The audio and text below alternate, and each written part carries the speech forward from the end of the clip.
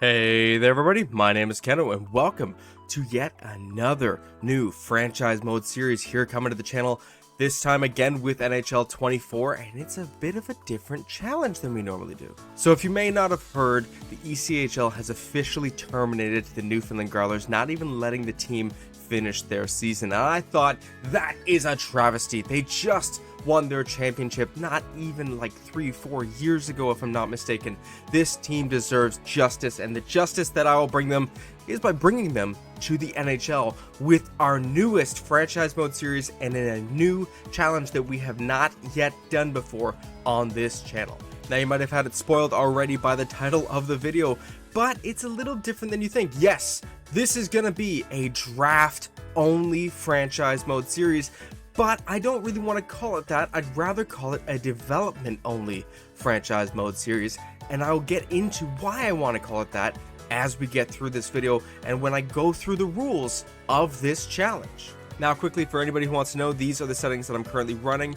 I have just the 5-minute periods, but I never jump into games. Anyways, I always turn autosave off because I just hate it. Aside from that, the trade difficulty is set to hard, and in the advanced settings, no, the head coach does not edit my lines. Auto rotate goalies is off. Add contract year is also off, and then sim engine scoring, draft class quality, and prospect quality, generated prospect quality are all set to medium currently. I might turn draft class quality to low. I know that might seem insane, but the first few drafts are a little loaded anyways from the actual real life players that I've added to the game or that have been added to the game. But I'm going to keep it at medium, and then finally sim engine shot frequency is set to high because that helps me generate better stats for my goaltenders, and waiver notifications on, but morale meetings is off. I don't know about you guys, I like to play with morale, but I do not like to play with the morale meetings. It just takes up so much unnecessary time. But let's waste no more time and jump into this franchise mode series and the challenge that we'll be doing. Now, we are here once again with a 33rd team expansion draft mode, but that's not going to really matter to us. We're not going to be taking players that are going to have a big impact for us because this is a draft only mode. This is a development only mode. So it's the 33rd expansion team, the Newfoundland Growlers, and we are gonna bring hockey to Canada's East Coast. Whether the world wants it or not, it's gonna be there. Now, quickly, I had mentioned rules for this franchise mode series, and let me jump into those. So why I'm calling it a development only mode is because unlike normal draft only franchise mode challenges you might see, the one that I first saw was from Toogie 24, and I absolutely loved those modes. I still watch them to this day. If you haven't checked it out and you would like franchise content, I'm assuming you do because you're watching me, then go check him out. Love his content. But we're not going to be doing just a strict draft only mode, which is mainly why I'm not calling it a draft only mode. We will be able to acquire prospects via 2 different methods. The first obviously being the blatant one, drafting prospects and adding them to our organization. The second being the big differential from regular draft only modes, and that is through free agency. Now, obviously, I don't mean that if Austin Matthews, Elias Pettersson, Quinn Hughes, Cale Makar hit the free agent market, they're free cash money that I can offer contracts to and bring them on to our organization. I would absolutely love that. I'd love to see Matthews in a Growlers uniform, Hughes, Makar, all of those guys in a Growlers uniform. But that is not part of this challenge. If they've even played a single iota of time in the big major league NHL clubs, they will be ineligible for our team. Our main targets when it comes to free agency will be players that may have been drafted but never signed an NHL contract and played professional hockey, or went completely undrafted in general. Now, you may think that gives us a big leg up, but really the only leg up it gives us is if a player does go drafted but unsigned, because that's usually where the better prospects come. Aside from that, if you're any familiar with EA Sports NHL franchise mode, you'll understand that prospects that go undrafted free agency method, they don't typically come out as higher than a low elite potential and very low overalls to start usually. Sometimes you'll find a low elite who's like 73, 75, 78, so on and so forth, but usually they're like 56, 53, 59 overall low elite at 20 years old, and so you really need to put gas into their development and properly get them going in your pro organization. So that is the first way that this development only mode will differentiate from other draft only modes. And again, why I'm not calling it a draft only mode, although I did in the title just to kind of get you guys interested in it because it's going to be draft heavy. I mean, 90% of the players that we bring into the Growlers organization through this franchise mode series will more than likely be through the draft. It's not just draft, and I felt a little cheesy to be able to call it just a draft only mode going past this episode. And another way it's going to differentiate from your regular draft only modes, and why I call it a development only mode, and what kind of makes it specialized and unique to me so that I'll enjoy it, is because I will be allowing trading. Now, in the same way that I won't be able to bring in a 93 overall Elias Pettersson or 95 overall Cale Makar through a free agency, I won't be able to trade for multiple picks or any types of players. It is just simply a one-for-one trade, highest value versus highest value. So if I say in some odd fantastical world have to trade off a medium elite superstar that has played great for us or has struggled with us, whatever, who has super high trade value, the only thing I'll be able to get is the highest return singular draft pick. That limits what I'll be able to acquire via trades, and it also limits my ability to want to make a trade. And then a final rule to that, to make it even more unappealing or like a desperation type move, will be that I can only make the trade prior to or during the regular season, not at the draft. I can make a trade at a draft, but it cannot be for that year's pick. It must be for the next year's pick, and I cannot acquire any picks of that current draft. Because to me, knowing that, hey, I'm trading this franchise player for the first, second, third, fourth, fifth overall pick just doesn't feel right. I'll have to gamble and see if I can get the pick of the team that might end up lowest and win that first overall pick. But you guys let me know in the comments if you're okay with the trading aspect. I think it just adds a different element and a different level and sparks it up a bit. It spices it up a bit. I don't know, that's my opinion. That being said, it brings me to a question that I unfortunately can't ask you guys because I don't plan to do this as a normal 10-minute setup episode. This is going to be a bigger one. I'm actually going to go through the first draft in this episode and the entirety of the first season in this episode so you guys can get a look at what's going to be at play for us. And we'll start technically the next episode at the 23-24 NHL draft. But the question that I wanted to ask you guys that I'll just have to answer myself is, what do I do with the players that I draft in the expansion draft? Now, we currently sit on the eve of the 2023 NHL entry draft, and I know you're probably wondering, hey, I thought that one's already passed. Well, if you do an expansion franchise mode, it starts you prior to that season, so you get a little bit of like a cheat draft, an extra draft of mostly computer generated players and some overagers who weren't taken. And that is actually, I did do some roster editing to bump up a few overagers, but I didn't really give any superstar stats. The only one I did, because I got mixed up and I thought he was a upcoming draft prospect, not one that already missed out, was Finnish goaltender Noah Val. But that being said, let's take a look at what's coming up in this little cheat draft. And there is a franchise player available in Vyacheslav Glebov, as well as a medium elite center in Marvin Greer and a medium elite left defender in Sven Gillison, as well as some overagers that I bumped up, such as Anthony Romani, as he's having a great season with the North Bay Battalion, but as you can see, he's only a high top 9. Wojtek Polak, who's also a high top 9. Then there's computer generated Dmitry Antropov, who looks pretty damn good, and I mean, if we don't get one of these top 3 picks, he might be someone we take. There is goaltender Noah Valley, as I said. There also might be another really good goal, Salvador Gaustad. Holy crap, A+, wow, okay, that is interesting. There is Corey Cooper as well, who could be good, but as you see, you know, there's Almiri Laxo, Spencer Silva, some overagers that I have given a bit of a bump to. But I'll be honest in saying we're not going to have a lot of first round picks where we can take all these players. Like, I'm not going to be able to take Almiri Laxo, Tim Almgren, and a player like Noah Valley, and a player like one of the top 3 here. We're not going to have that capital. We aren't going to be making trades like that. I had originally considered going through the expansion draft, picking out a whole bunch of great players, and then flipping them back to their clubs that we drafted them from for the highest value pick, but that just feels like giving us too good of a start right off the bat. And I mean, for the wrongdoing that the Growlers have dealt with this season, it kind of feels like a good little repayment, but I want there to be some semblance of a challenge with this franchise mode series. So I'm not going to waste any more time. I say that line a lot lately, and then I go on to continue to waste time like I did with these 5 seconds of extra talking that I didn't need to do an explanation, but we're going to jump in. And here we are with the draft lottery. We have jumped from 3rd to second. So we do get one of those top players, but Anaheim is going to come out with the first overall pick, as they actually did in our Butte Bandit series. If you haven't watched that, go check it out. That one is over now. If you guys want me to continue it, I do have the save file, but I'm pretty much done with that one. It was a little too frustrating for me, but here we are. We do get the second overall pick, which means we'll have the choice between the Swedish defender or the American center in Marvin Greer. All right, so we've gone through the baseline rules for now. If you guys come up with any other ones, let me know in the comments down below. Any other things you'd like to see. We've gone through how this is different from a regular draft only mode and how it is in fact a development only mode. We know that we're picking second overall, and we're probably going to take the centerman Marvin Greer, but now we're ready to jump into the expansion draft, and I will be doing it in this first episode so you guys can see what we have to play with. Now, you may be wondering, why am I not doing a setup episode? Why am I jumping straight into the expansion draft? Well, I feel like this is part of the setup for the series anyways, and secondly, I want to give you guys a little more content to enjoy in these first episodes from now on. I don't know if I'll do that typically with everything else. I mean, the San Jose Sharks one, I really liked how that one came out. I really liked the production level that I put into that, and it seems like you guys liked it too. So thank you guys so much for the love on that one.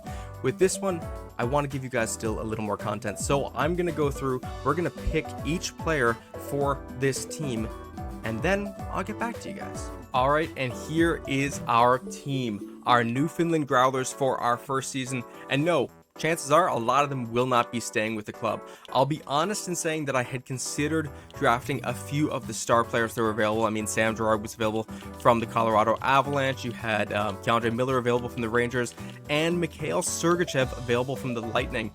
But it just didn't feel right, first of all, to acquire players just to flip them back for the highest value pick. That's what my idea was. I'll grab like Sergachev, send him back to the Lightning for their top value pick in next year's draft, the 2024 draft, as is the rules. I can't trade for any picks in the draft that I'm about to enter, especially once the draft order has been set. But there was two problems. One, didn't feel right. Just felt like a little bit too much of a boost that maybe we'd slam right off the bat. And I know it comes all the way down to drafting and development at this point. I mean, yes, I could draft a bust with the pick that I get for Sergachev. It wasn't worth the risk of possibly not making this series an enjoyable challenge for myself. And secondly, what if I took Sergachev from the Lightning and they did not want him back, nor did they have the cap space to do it? What if I did that to Keandre Miller from the Rangers? I don't want to mess with the other rosters too much. I know I'm already taking some decent prospects from these teams. I mean, not really. Maybe Jet Wu being the best one that I can see here. But all in all, I think we're good here. Yes, we have Anthony Stolarz. He's an 83 overall. I'm going to definitely just release him right off the bat. We're not keeping him on the team. But that's it for us. That's all the picks we're going to make here. Let's finish this draft and go on to our first NHL draft. So as you can see, this is our team of misfits that will probably not even remain with the club. They all have expiring contracts. They'll all probably just be released. But that's fine for me, because our goal is to draft and develop this team either through the draft or through free agency. So now we're here at the 2023 free cheat draft, and now we do have the second overall pick. I don't think that Vyacheslav Glebov will fall to us at second. I think he's definitely going to the Anaheim Ducks first, and that's funny that they took two franchise players away from us in both the franchise expansion mode series that we've done on this channel. But you know what? Marvin Greer doesn't look bad at all. I mean, he's a medium elite power forward who has decent grades off the bat, especially that A+ shooting, A in puck skills, and A in physical, as well as being a gem with Sean Couturier, similar style, and NHL ready. I think I don't have a problem with this. His personality, a good leader, is respected in the locker room, and is very loyal. That's what we're looking for with this club. So let's waste no more time and jump into our first draft. Am I secretly hoping that Vyacheslav Glebov falls to us at second? Yes, 100%. I would love to take a franchise player right off the bat. It's not going to happen, so let's just sim this pick, get the pain and torture of what could be out of the way, and see what we can do. And Glebov does go first overall to the Anaheim Ducks, 81 overall sniper, medium franchise potential, already listed as a third line scoring forward. His individual attributes look great, especially that shot. Holy crap, the Ducks just got their star. Now they can move on from Zegor with no problem. Now we pick second overall, and let's see what we can do. Now, Marvin Greer is available. As I said, medium elite, gem, power forward. Love to see it. There's also Sven Gillison if we want to start with a defenseman, but he's potentially a defensive defenseman, and I'll be honest, I don't like to build my team around defensive-minded defensemen. I don't think it'll work for us. There's Growlers, high top 9 prospects in Anthony Romani, Wojtek Polak, the medium top 6 prospect in Dmitry Antropov. But when you have the ability to take a medium elite gem center, you don't take a high 9 or a medium 6. No. The only way I consider not taking Greer is if we went and built from the goaltending forward, and Noah Valley looks great, as does Salvador Gosted. I'm not going to lie, that A+ in reflexes and puck control, although not confirmed, is really enticing to me, but I have a strong feeling that he's going to be a high starter. If I were going to go with a goalie, I'd probably do Noah Valley because I edited him myself. But I don't see us doing that. I see us taking the medium elite gem in Marvin Greer with our second overall pick. The first official Newfoundland Growler is Marvin Greer. Welcome to Newfoundland. And look at that. Medium elite, 80 overall power forward. Let's look at his individual attributes. You know, I get really excited about those, and those are decent. I mean, that shot is beautiful. He's got the shock and awe zone ability, but that's it. No other ones past that. His offensive awareness is a little weak to start. He's got decent skating, decent physical category. I mean, not too amazing. That defensive category, really, I'm not in love with that. Not gonna lie, I'm not in love with that. The senses and defense and puck skills, just not in love with. But he's only 18. He's our first pick. This is about development. We will develop him. So now with that first pick out of the way, I want to see how the rest of the top 15 goes, or actually the top 10. Not going to waste too much time, and then we'll jump through the rest of this draft. So let's see. With the third pick, the Columbus Blue Jackets take Gilson, and he looks decent. I mean, top 6 defender already, medium elite, but he is a defensive defenseman, and I have no interest in building a team around a defensive defender. I just don't think it's a appropriate move for us. So let's keep going here. With Chicago at 4th, they take Romani, 74, high top 9, looks decent, love him. I edited him yesterday, I think. Then you got Wojtek Polak, medium or high top 9, sorry, 66 overall. At 6th, the Canadians pick that top 6 forward in Dmitry Antropov. Looks okay.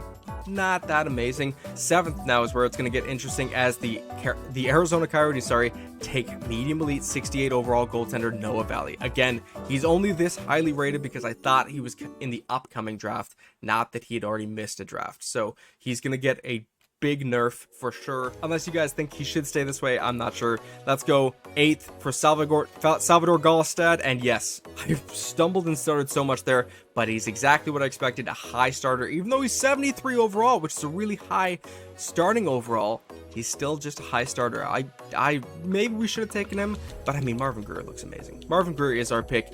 I'm going to go through the remainder of this top 10. At 9, it's Minkinen, who's a medium top 6, 69 overall. And then top 10, the 10th overall pick to the Detroit Red Wings is that Corey Cooper. Yeah, Corey Cooper, medium top 9 forward, 64 overall. That's it for us. We're not picking any more times in the first round. We just don't have the ability to. We don't have anyone to trade away, and honestly, even if we did, the rules are the rules. We could not acquire any picks in this draft. So let's jump to our next pick, which will be the 36th overall pick.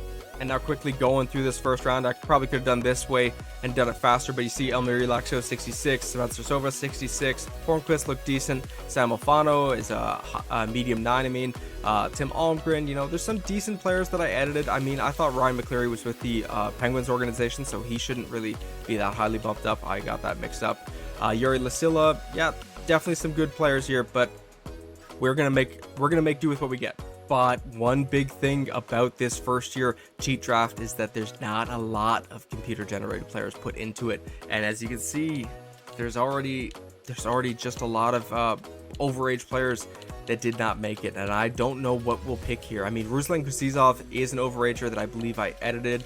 I'm going to take a look here and find a player for us that fits what we're looking for. And you know what? I took a look around and it came down to 2 different players that could be picked before our next pick. One of them being Ruslan Kuzizov, who's 19 years old. He's got okay grades to start. I believe he's a low elite, as it does say. He is, though, a confirmed gem, so that could be good. He can play center and left wing, so him on the wing of Marvin Greer might be a good starting option for us. There's also the other left winger in Aiden Castle. Sorry, he's a right winger.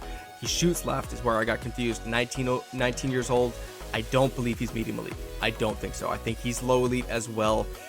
He's got a character weakness, though, and he's not a confirmed gem. So for that reason, we are going to go with Ruslan Kuzizov. So welcome to the Newfoundland Growlers organization, Ruslan Kuzizov. And look at that. He is a low elite 62 overall. He's got interesting individual attributes. He's listed as a playmaker. Definitely a lot of development that's going to have to go into him. This is, even though he's a low elite, this is not an amazing pick right off the bat, because we'll have to really put some emphasis into him. Now let's jump to our next pick, and I think I already have in mind who I want to take. Hopefully he's still on the board. It looks like he might be. It is a goaltender, another one that I did edit, and he is available. Now there are other players available, such as Donovan McCoy, and some gambles in goaltender Simon Wolf or prospect Valery Dadonov. But you know what? I do have some fun players in this draft to help us get going right out the gate, and Hugo Havlid is one of them. He is a low elite projected 19-year-old goaltender. I bumped him up a bit, but I did not realize that he was also just like Noah Valley in this past draft. I thought he was in the coming draft. He does have A grades potentially to start. Again, though, it's about development, and especially when it comes to goaltenders, you could pick a high franchise goaltender if it ever happens, and you could watch him get up to a 93, 95 overall, and he might still just be a league average goaltender. For us, this is a good way to get a jump out the gate, but it doesn't necessarily mean that we're going to have our star future goaltender right off the bat. So let's take Hugo Havlid. Welcome to the Newfoundland Growlers, and as you can see, 69 overall, low elite goaltender. He looks pretty decent to me. Now, I don't think I'm going to have a good option past this. I think we hit with 3 decent players in the first 3 rounds. Marvin Greer being our centerpiece franchise player, followed by Ruslan Gazizov and Hugo Havlid. All looking great. I don't think we're going to get lucky past this, though. So let's jump to our next pick at 102nd overall. And just 2 picks before us was a low elite grinder in Lebedev, also to the Anaheim Ducks, 50 overall.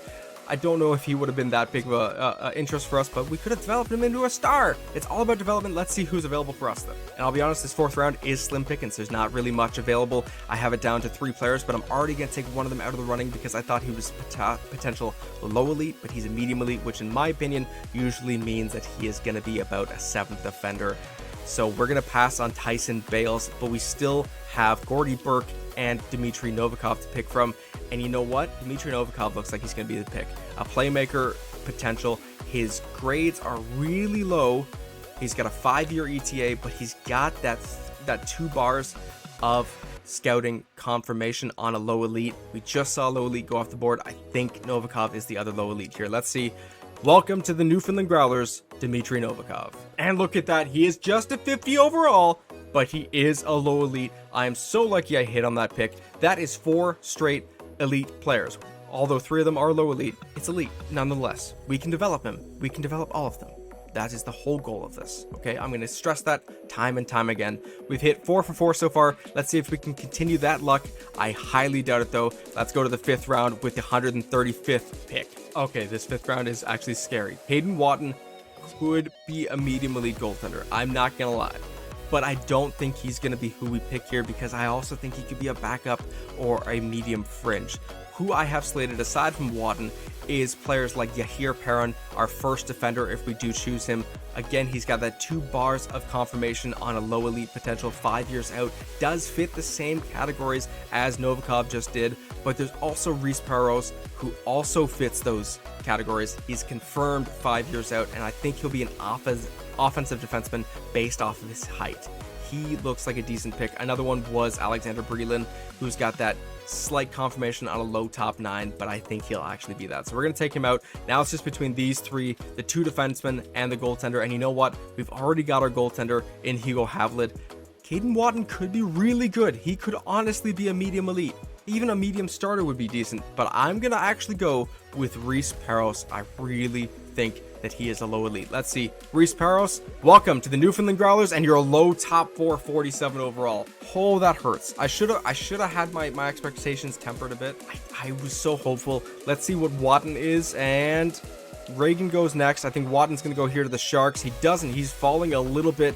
To the Canadians he goes, and look, he is just a medium fringe starter. It would have been a bad pick either way.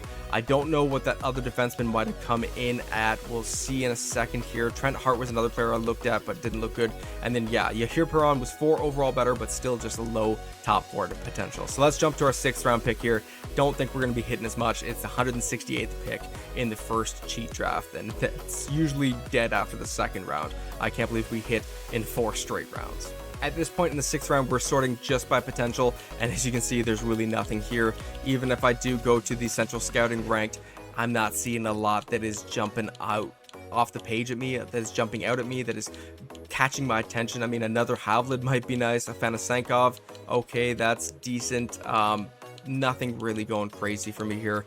I'm just gonna go by the highest potential player that we can find. I want a little bit of confirmation, so that leaves us with Tucker Black and Keegan Pekka, and adding another defender might be good. Honestly, it might be a really good move to add another defender here, so I think I will take, I mean, there's also these guys, but they'll be available with the 7th round. So what we're going to do is we're going to take, I'm going to go with Keegan Pekka.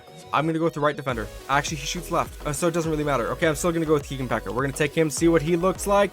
He's the 7th defender, so I don't think we're going to hit on that either way. Let's jump to the 7th round, our 201st and final pick of this draft. And you know what? I'm going to go with the funniest name, and that's Noah Nugent-Hopkins. I think he looks decent. Let's pick him.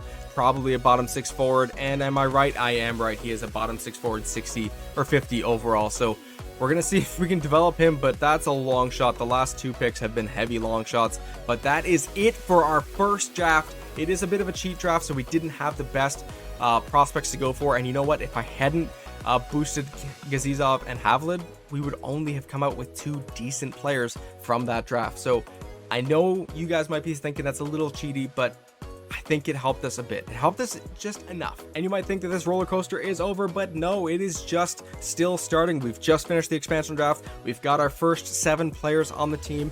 Now we're going to go through free agency and find our best available prospects, and there's not going to be a lot. My voice cracked. I'm almost 30 and my voice cracked. When will it stop? But we'll see what we can hit out on. And right off the bat, you can see Marvin Greer is our top rated player on this team at 80 overall. That's a little bit of a scary state of the team. I'm going to go through. Jake Leschyshyn actually had an extension in place, so right off the bat, we're just going to buy him out. Okay, and it's just dawning on me, I probably should have known this. You can't buy out an expansion player. So we're going to keep Leschyshyn for the remainder of his 1 year, probably just play him in the AHL, see if that helps at all. But everyone else is going to be gone. I'll be back in 1 second.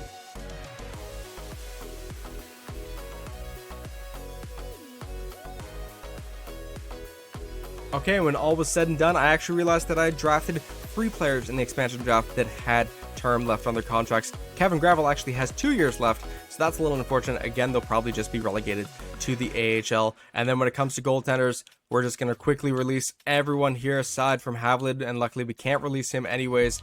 And then we'll give everyone their entry-level contracts, and we'll get to free agency. All right, here we go. Gazizov accepts his ELC, as does Havlid, as does Noah Nugent-Hopkins, as does our new center Marvin Greer, and Reese Perros, and Keegan Pekka, and Dmitry Novikov. And that is your first-year main baseline roster for the Newfoundland Growlers team. Okay, so obviously Leschyshyn, Gravel, and Middleton won't be a part of it, I don't think, unless our team is looking like absolute garbage, because we don't also want to put these guys in a situation where they'll suck. I mean, I'm tempted not to even put some of these players on the main roster, instead give them some time in the AHL to develop, but we have to get out the gates right away, and that does mean that Greer will be playing in the NHL this year.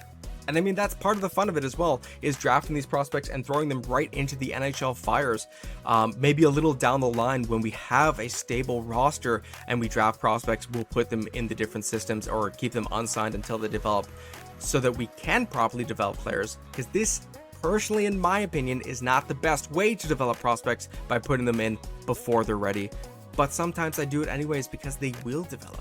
I mean, look at the Butte Bandit series. If you're at all familiar with that one, you will remember Maxwell Ellison, our first pick with that team. And although he was a low top 6, we ended up having, if I'm not mistaken, like a 30-goal season with him.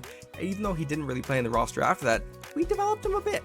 Now let's jump to free agency. There's not going to be any really scouts available for us to sign, so I'm not going to be dealing with that. I'll just be setting them up when the regular season comes around. But let's see what is available in free agency, as there's going to be a lot of major NHL players available, but possibly some prospects as well. And look at that right off the bat. Elias Pettersson and Jake Gensel are the top names here. Past that, you still have Marchessault, Toffoli, Tarasenko, Lindholm, Patrick Kane, Teravainen, Duchesne, Everly. All these people, I did not give Everly his extension yet. I should do that.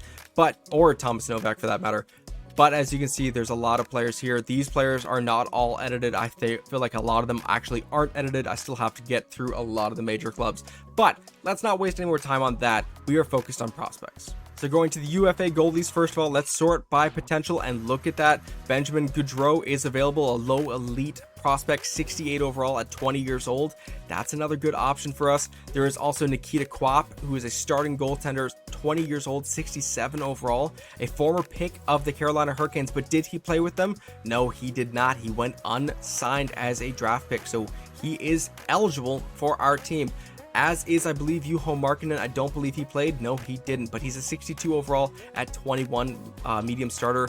That's a bit of a long shot for us. Going to the high fringe starters, we got players like Frederick Dikow, who I don't believe played for his organization. No, he was drafted by the Canadiens and did not play for them. There's also Strauss Mann, but he definitely played some major league teams. Yeah, he did play for the San Jose Sharks affiliate, so he is uneligible for us. Unless you guys think I should change that, and if they only played for the AHL, they're still eligible. You guys let me know in the comments down below. It won't be happening this year, though. So I will give Benjamin Gaudreau a contract. It doesn't mean that he's going to sign with us, but it does put out the feeler for it. And I will give Nikita Quap a contract as well.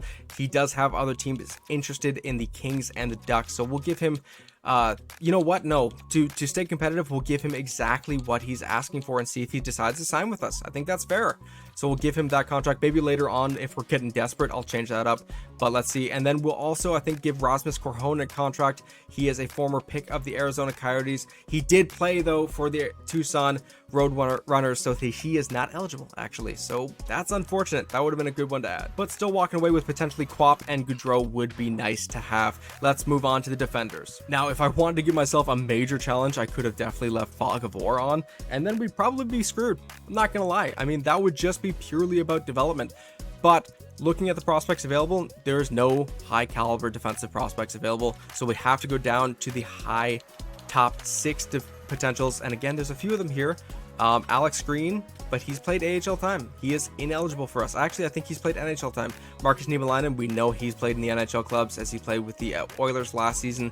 And then Axel Rindell, he was drafted by the Toronto Maple Leafs, and he did play 6 games with the Marlies. So even though he looks great, he is ineligible for us, which really puts us in a rough position. Parker Witherspoon's played some NHL time. And then there's Joel Nyström, who has not played any AHL or NHL games, whether it be in the regular season or the playoffs. He's 21, 71 overall, medium top 6 potential. Individual attributes are looking pretty well rounded. He's a former pick of the Carolina Hurricanes, but we will be signing him to a 2-year, $825,000 deal. There's also Jeremy Langlois. I think it's Langlois. I'm not sure. He's a former pick of the Arizona Coyotes, but also he did not play any AHL or NHL games, whether it be in the regular season or the postseason. So he is eligible. 19 years old, 67 overall, medium top 6 defender. We will be offering him a contract. And again, 2 years, $775,000. We're giving them exactly what they asked for. Jonathan Mierenberg, though, drafted by the Vancouver Canucks in the 2021 draft, has not played any AHL games, whether it be the regular season or the postseason. He's 65 overall at 20 years old with medium top 6 potential. We are going to offer him a contract. 1 year, $775,000 for Mierenberg. Rajaniemi is another potential option for us. So we're going to give him something right off the bat. He wants millions? He wants in the millions? He's 59 overall. I mean, we have cap space, but I can be a little bit confused as to why. Sure, well, if you think you're worth 1.1 million, I want to see it. We're going to give Kasper Putio a 1 year, $775,000 contract, as he has not played for any NHL or AHL organizations. And I was going to give Philip Johansson a contract, a former first-round pick from the Minnesota Wild. But upon further inspection, he played 3 games in the AHL in the postseason. He is ineligible. Yoni Yermo, on the other hand, is eligible. He has not played any NHL time. He's 21, 61 overall, medium top 6 defender. We'll give him a contract, and that's going to be it. I think I'm going to put a cap on players I bring in through free agency. For now, it'll be more of like an import cap, as we've currently offered 6 defenders contracts. Now, when it comes to forward prospects, there are actually 2 decent prospects right out the gate. Theo Jacobson, who's 20 years old, and he hasn't played any AHL games or NHL games. Low elite potential, 60 overall, a former draft pick of the San Jose Sharks. Definitely someone I could see playing for us, so we're going to offer him a contract as well. 1 year, $800,000, no problem. As well as Yuri Anala, who I don't believe, yes, he hasn't played any NHL or AHL games. He looks pretty decent. We're going to give him a contract, but I will say that I'm adding another rule in, and that's a cap to age limit. It's 25 as the oldest year I can add a player who is an undrafted prospect. I think that's pretty fair. Aside from that, we do have some other players in Joni Ikonen, a former Montreal Canadiens second rounder. He's got medium top 6 potential at 60 overall. He's 24, so don't think he's going to jump too much. We're going to give him a contract just in case, but I think that's a long shot for us.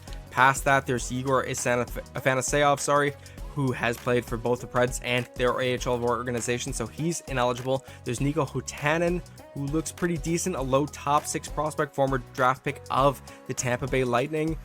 Yeah, we'll give him a contract as well.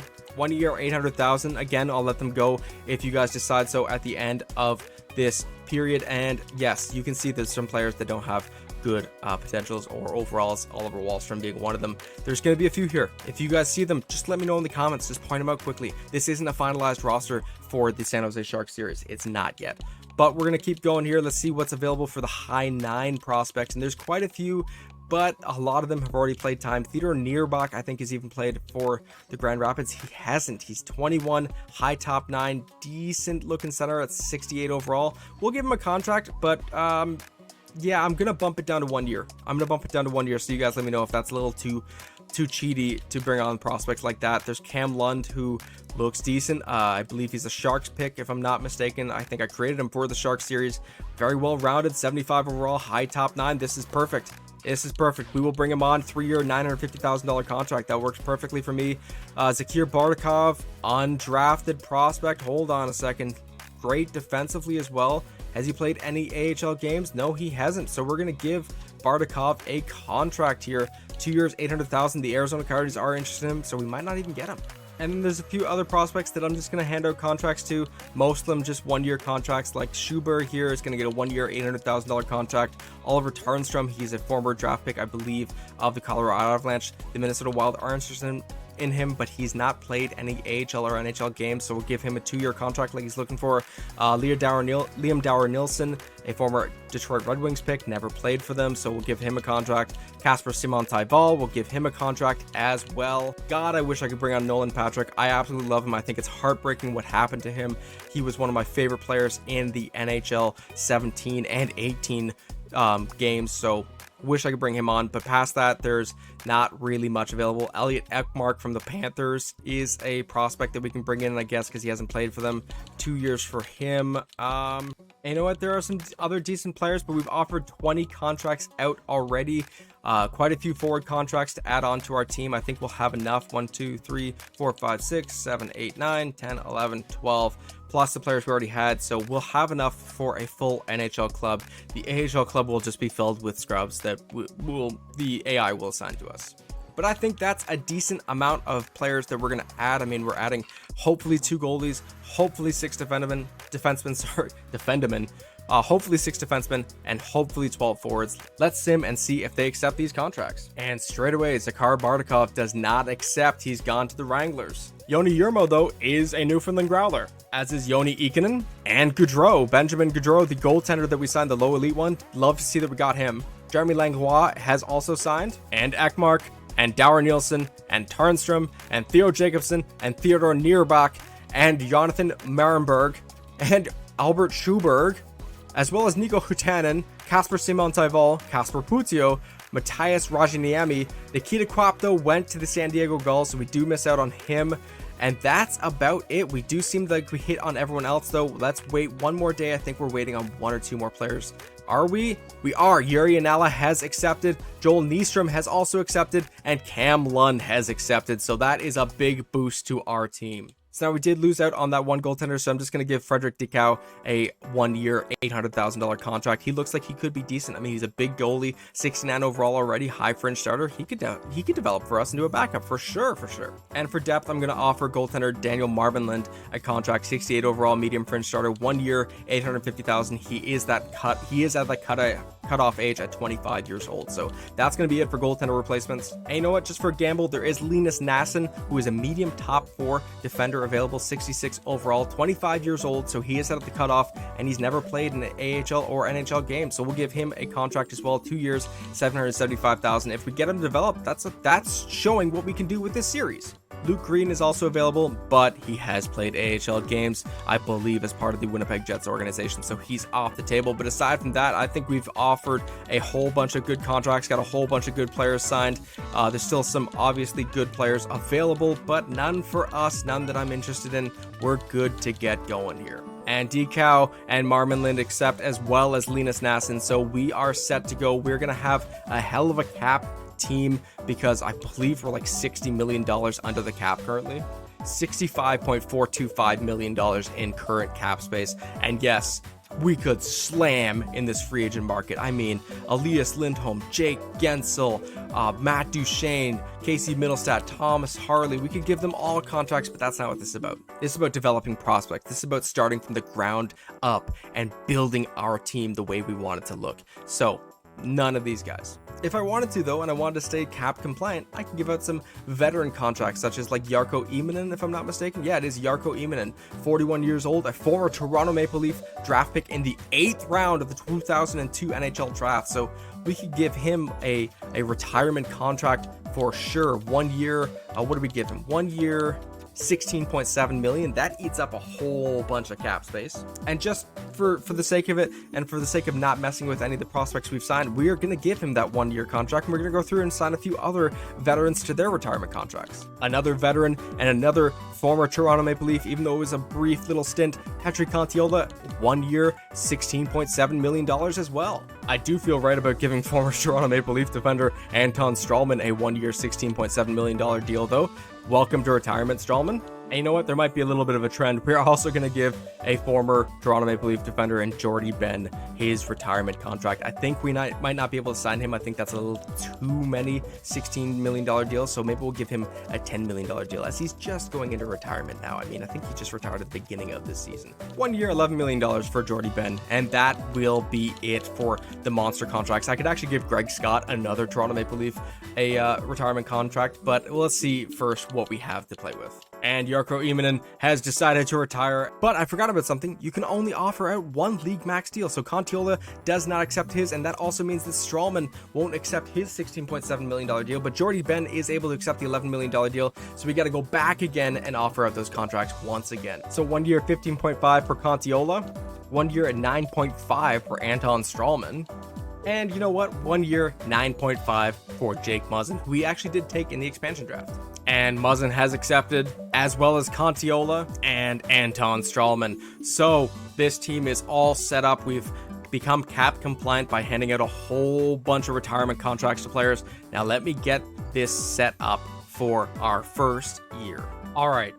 We are here on the eve of the 2023-2024 NHL preseason with your Newfoundland Growlers, and now I have gotten the lines set up in a way that I kind of like. I haven't done the power plays, the penalty kill yet, but I want to go through a quick few things that I might do with this lineup first and foremost. Now, before I jump in to what our lines look like, I want to quickly show you what we're dealing with for our coaching staff. And as you can see, it's a little all over the place, but it's how I've set it up. I forgot to set it up earlier, so we did have to sim 2 of the preseason games, and I'll show you that in a second.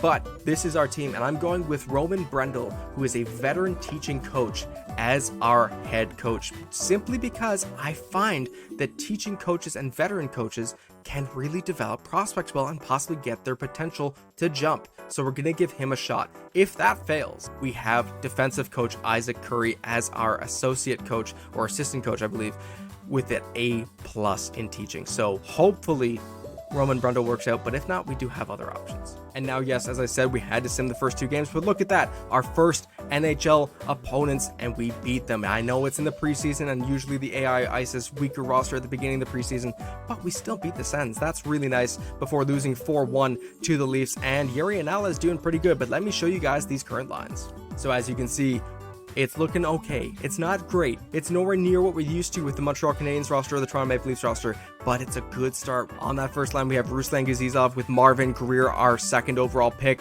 and Cam Lund with a +2 for line chemistry, which is beautiful. On the second line, we have Yuri Anala with Theodor Nierbach and Nico Hutanen with another +2, which is beautiful. And on the third line, we have Noah Nugent-Hopkins with Theo Jacobson and Joni Ikonen with another +2, but you can see that our bottom 6 gets significantly weaker. Now, I don't know if I mentioned, but I will be pulling out every single stop possible in order to develop this team. I'm going to pull out every trick, every trinket, every ability that I have and that I've learned over my multitude of years playing EA Sports NHL to develop these players. Does that mean I'm going to be scratching some players and double shifting some of our top prospects? Yes, it does. Does that mean I might triple shift them? Potentially, we'll have to see. I mean, I had a series where I did Brady Tkachuk back in NHL 18, and I put him on the first, third, and fourth lines, and that guy went on to have a 201-point season. It was bananas crazy. That guy almost beat Gretzky's record. I had a lot of fun with that. But I don't know if I'll do it to that extent in this series, just to be completely honest. But I will be pulling out every stop applicable to try and get these players to really become stars for us. Hell, I even did in the Montreal Canadiens series. If you haven't watched that, throughout the playoffs in the finale episode, I had started double shifting my players just to get the win. And I don't know what you guys think, but you have to admit that NHL coaches do that. You think you're going to see Connor McDavid on the bench if the team's down by 1 with 5 minutes to go in the period? No, he's more than likely playing the entirety of that 5 minutes to get his team back on top. And knowing McDavid, he's getting his team back on top. Coaches will double shift. I'm the coach, the general manager, I'm the jury, the judge, and the executioner. Everything we do with this franchise mode series, unless you guys say otherwise, will be under my purview. And if I want to double shift players, I will. I don't know why I got so aggressive with that at the end, but let's look at our defense. It's a little weaker, and oh Lord, is it weak. -3s across the board. Maybe the coach doesn't work as I thought. But you know what? This is how I'm going to keep it. Even though it's -3s, we don't plan to be very good this season. I plan to kind of be a gutter team so we can get a higher pick and bring in higher talent right off the bat. But you know what? This is rough to think about. Our forward core looks amazing. Defensive core looks terrible. Maybe I'll switch out the coaches halfway through the season so the defense can grow as well. But right now, it's Linus Nassen with Joel Nyström, Reese Perreault with Jonathan Nierenberg, and Jeremy Langlois with Keegan Pekka on that third pair. Hopefully this doesn't hurt them too much. I don't know. I mean, there's not really any amazing prospects here aside from well, that's it. No, even Keegan Pekka's, yeah, so there's no decent defensive prospects here that we really have to worry about right now. If we can get them to develop, that'd be great. In net, it is Hugo Havlid and Frederick Dikau. If I find that Havlid's struggling, I will send him to the minors. I'll call up Marvin Lind and we'll run Marvin Lind and Dikau. No problem for me. I am really nervous about stunting Hugo Havlid and hurting him, but we gotta hope that we can do good with him. So I'm going to jump through the preseason here, come back with the main lines before the regular season, and then you know what? I'm jumping through the whole regular season in this episode. As you can see, after that first win to the Ottawa Senators, we did not do good at all. After beating the Sens 4-3, we lost 4-1 to the Leafs, 3-0 to the Bruins, 6-1 to the Panthers, 4-2 to the Lightning, 5-0 to the Sabres, 8-1 to the Canadiens, and 6-1 to the Detroit Red Wings, finishing off the preseason. So do I think this team's going to be good off the bat? No, I never expect them to. I expected us to lose, and to lose significantly and consistently. Joel Nyström is looking pretty good with 8 points in 8 games, including 3 goals as a defender. I do have him on the top power play unit, if I'm not mistaken, so if we can get him to develop, that'd be actually pretty insane. But for now, we're going to jump through the regular season, and I'll come back with periodic updates probably after every month to show you how this team's doing. If it consistently is terrible, then I might not give that many check-ins with the team. But let's see how we do. We're going to obviously do, as we normally do with every franchise mode series, we slow sim the first and last games of each video. In this one, it might be the first and last game of the first season for your Newfoundland Growlers. Well, let's waste no more time. Let's jump into this first game at the Growler Dome in Newfoundland. It is Frederick Dikau in net. I'm going to give him the opportunity first. I should be giving it to Hugo Havlid, but I want to see what Dikau can do. We start with the power play, but I'm going to sim through this first period, and let's see how we do against an NHL opponent. First period. And it's kind of what you'd expect, but a little more tame than I thought it'd be. Mark Scheifele and Nate Schmidt score for the Winnipeg Jets. Shots are 16-9 for the Jets currently, so we're still putting up a bit of a fight. Let's go second period. And Nate Schmidt doubles up. He adds another. Shots are 34-14 now, so that's a little more what I was expecting. 5 shots in the second period for your Growlers, but we can still fight back maybe. Let's see. Third period. We did not fight back. Mark Scheifele finishes off the hat trick. Niederreiter actually started making his way toward a hat trick, but gets just 1 goal short of it. And Nikolai Ehlers added his first of the season as well. Shots were 56-15. So we had 1 shot in that third period. And that, my folks, is how I expect this season to go for your Newfoundland Growlers, at least this first season. And I forgot to turn off injuries. So we lose our defenseman Keegan Pekka to a fractured jaw for pretty much the rest of October. That's fine. I'll call up another defender, but I will be turning injuries off. That'll slow me down way too damn much. We'll call up Casper Putio. All right, injuries are now off. Aside from losing that first game devastatingly bad, we're going to see how this team does throughout the rest of the first few months. Okay, I tried to stop the sim earlier, but we won our first game as a team in the NHL. We beat the Vegas Golden Knights nonetheless, 3-2 in a shootout. We've been putting up a bit of an effort lately as we come to the end of this first month. I mean, we put up a 6-5 loss against the LA Kings, followed by a 5-2 loss against the San Jose Sharks. We're currently 1-9 for our first 10 games. But this is kind of what I expected. I didn't expect to win more than 10 games this season. So let's see how we do. I'm going to sim here to, how about, I believe, yeah, December 1st. Let's see how we do at the beginning of December. All right, it is December 1st. Our record through 26 games is currently 3-22-1. But what did we really expect? I'm shocked we won 2 more games. We beat the Los Angeles Kings in a shootout 4-3, and we beat the Winnipeg Jets 8-7 in overtime. So crazy. We also lost 10-0 to the Tampa Bay Lightning, 8-0 to the Lightning, as well as 9-1 to the Oilers and 9-1 to the New York Rangers. So, you know, we're not a good team. We're getting shelled. I believe Decal was net for all of that. So I'm going to switch them out now and see if maybe our goalie Hugo Havlat can do better. But as you can see, Marvin Greer is doing fairly well, 23 points in 26 games. Yeah, Deco is struggling. 3 wins through 26 games played, 874 save percentage, and 568 goals against average, which actually is not bad. That's not bad for a guy who's facing like 60 shots a game. But let's put Hugo Havlat in, 68 overall. He's played 4 games already in relief, 885 save percentage. Ooh, okay, we're going to see how he does. And instead of showing you guys how everyone else is doing, I'm going to jump here to the trade deadline, and then we'll check in with how the team's doing. Again, we're not going to be active at this trade deadline. I don't think I'm moving on from Marvin Greer. Sorry. We're just going to keep it the way it is for now. All right, sitting at the trade deadline, and our team only notched 1 win in that stretch of most recently simmed games, and it was a 6-5 win over the Minnesota Wild. We currently sit 4-57-1. So, are we going to make the playoffs this year? I kind of doubt it. I mean, we're 25 wins back of the second worst team in our division, being the Montreal Canadiens. So, we never planned to be a good team. We planned to be a bad team this year so we could get those high picks. So now looking at our forward stats for the Growlers, it's Greer at the top with 43 points in 62 games and a -83. Behind him, Cam Lund with 34 and 62 and a -65. Yuri Anala with 31 and 62 and a -76. So a lot of rough goings here, a lot of heavy minuses for this team. Defensively, Nystrom with 29 points in 62 games, but a -117. No, this team is not, these defensemen might not develop at all.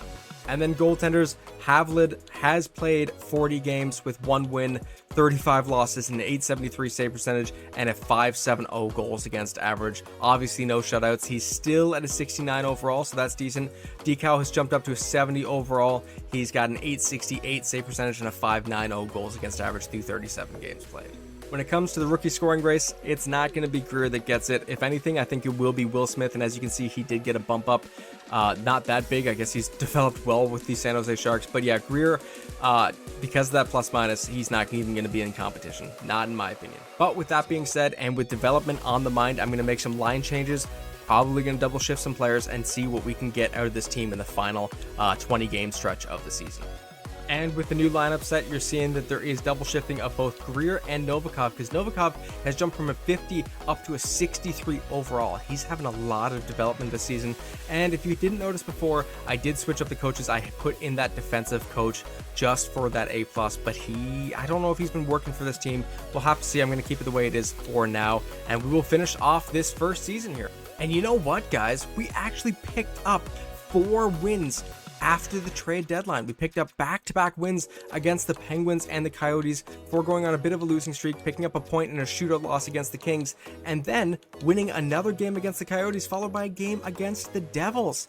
That is 5 games where we picked up at least a point. That's pretty good progress to end off the season, but it is game 82 against the Pittsburgh Penguins, last game of the season, and as is tradition for our videos, we slow sim the first and last game of each video, and this is definitely going to be the last game of this video, so let's slow sim this one against the Pittsburgh Penguins. I actually jumped back into the calendar sim, didn't mean to do that. Let's see if we can pick up our 9th win of the season. I think we could do it against the Penguins. I mean, they're doing pretty good, but hopefully we can sneak out a win here. I don't mind if we don't. We don't really expect to win a lot of games this season, and we haven't. But let's go. First period. Nah, I think this game's done. We got a power play goal from Greer. Aside from that, it was all Penguins. Second period. Yeah, I don't know why they haven't pulled Hugo Havlid from the net. They should have. It's now 9-2 after 2. The Penguins are just padding their stats. Let's go third period. And it's a 10-3 loss, as Bunting also picks up a point for the Penguins, but Niederbach at a power play goal for your Newfoundland Growlers. Sorry, I'm just in shock at the fact that they kept Havlid in for all 10 goals against. That's kind of freaking crazy in my opinion. But that is the end of our first season as Growlers, and we did fairly terribly. I mean, we finished with an 8-72-2 record through 82 games played, 18 points on the season. 18 points, 8-72-2. Let's look at how our forwards did and how our defenders did and how everyone has progressed throughout the season, and that will be a wrap for this one, and already it looks terrible. Marvin Greer finishes as the leading scorer on the team with 27 goals and 63 points altogether, a -112. Yuri Yanala behind him with 46 points and a -90. Lund with 42 points and a -80. I can't believe how high some of these minuses got. Holy cow. But Novikov jumped up to a 64. You love to see that from a 50 overall. Jacobson didn't see a lot of progression, so I don't know if he's going to develop as well. This was a rough first season, but we didn't expect it to be anything less. And then defensively, it's just awe-inspiringly bad. Nystrom finished with 37 points, which is good, but a -158. Linus Nassen finished with 32 points, but a -156. We didn't expect anything else, did we? Did we really? And then goaltenders, Frederick Dikow played 42 games, 3 wins, and an .868 save percentage. Havlid didn't do too bad. I mean, he's still a 69 overall, which is okay. 5 wins through 60 games played, .876 save percentage, and a .542 goals against average with 1,889 saves. If you do the math, he faced on average roughly 36 shots a game. And that's even saying that he had games where he came in relief where he might have only faced 5, 6, 7 shots. So you can expect that maybe on an actual average game, he was like a full game, maybe 43, 45, possibly 50 shots a game. And as we kind of expected, even though Greer is right there in that race, only 4 points behind Bedard and Will Smith, his -112 will completely keep him out of any Calder voting there. But it was a pretty good year for Calder nominees. I mean, Marco Rossi with 59, Minchikov with 48. Michkov got into the NHL, got 47 points. Inala Nyes with 44, Logan Cooley with 42. We had a few players in the top there. Vyacheslav Glebov on the Ducks, 38 points and a -27 as a first-line forward. Not too amazing there. But that is it for our first season in the NHL. I will sim to the draft here, see where we end up selecting. It should be first overall. If it's not first overall, I'm going to be absolutely shocked. But we're going to see if we get the first overall pick, and then we'll go through the prospects that are going to be available quickly, and then that will be it for this video. And your Stanley Cup champions are the Toronto Maple Leafs. If that had happened in our franchise mode series, it would have ended a long time ago. The Providence Bruins come home with the Calder Cup for the AHL playoffs. The new salary cap will be jumping to $89 million, but we won't have to worry about that. And finally, for the draft lottery, we fall from first to third. Montreal jumps from 11th to 1st, notching that first overall pick and guaranteeing them Macklin Celebrini. And if I don't feel robbed, I don't know what I feel, because Carolina jumped from 7th to 2nd, knocking us down even further to that 3rd pick. I don't even know what to do to comprehend this, but it hurts. It hurts. We don't get Celebrini. We don't even get Saleev, I don't think. In fact, actually, Anton Saleev has jumped to be the projected first overall pick.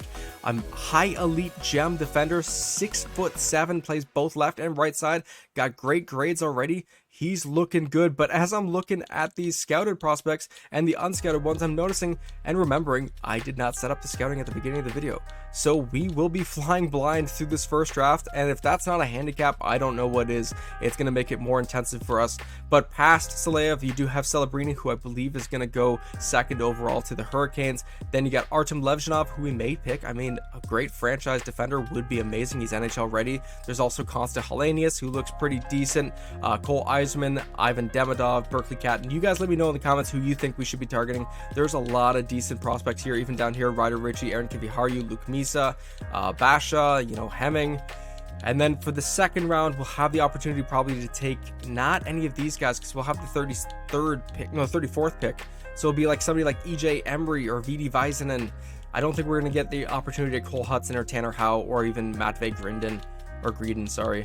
But we'll have some options here. Sharavin, Salin Wilenius, Badinka, Artemonov, Elik, Jekko. You guys let me know who you think we should go after. Obviously, we can't get a good look at who's available, but it's all about using our eyes, using our third NHL eye, and trying to see what is going to be best for this team. And then finally, the retired players. I don't think there's going to be many, if any. There's Eric Stahl, Voracek, Weber, Little, Goligoski. Goligoski is actually the only one who I think was playing consistent NHL time. I don't think Stahl was. All right, he was. What the hell? Oh, he was with the Providence Bruins. Okay, that makes more sense. Shea Weber, no, nothing. So yeah, we do lose Anton Stralman. I mean, we gave him a retirement contract. We expected that. But that is gonna wrap it up here for this first season with our club, the Newfoundland Growlers, bringing them to the NHL. I think we have a great opportunity here with this team, as long as we develop and draft and bring on free agents properly. Thank you guys so much for joining me. If you like this extended inaugural episode for our new draft only, kind of development only franchise mode, you let me know in the comments down below. Let me know if you have any problems with the picks that I made or the signings that I made, and who you think we should target. Or you know what, if you have any rules that you think we should add, or any rules that you want to contest that are already in place, let me know in the comments. I'm fully open to anything. In the next video, we will go through this next draft, we'll go through the next free agent phase, and we'll go through our second season with the Growlers. I'll be probably doing full year videos to start, and then as we become more of a competitive team, we'll see what we can do. But again, we're not going to be big players in the trade deadlines or anything like that, so we'll be able to get a large chunk of seasons done anyways. So thank you guys so much for joining me. This has been a blast. If you like this video, please leave a like down below and let me know the type of content you want to see more of. If you really liked it, then please consider subscribing. You can do it on a 30-day free trial basis, and if at the end you don't want me clogging up your subscription box, I understand. I don't like to clog up my own subscription box. Please consider sticking around. We are on a fun journey, almost at 200 subscribers now, and it's only been about a month since I hit 100, so we're going fast, and I can't thank you guys enough. Thank you guys so much for joining me, and I'll see you guys in the next video.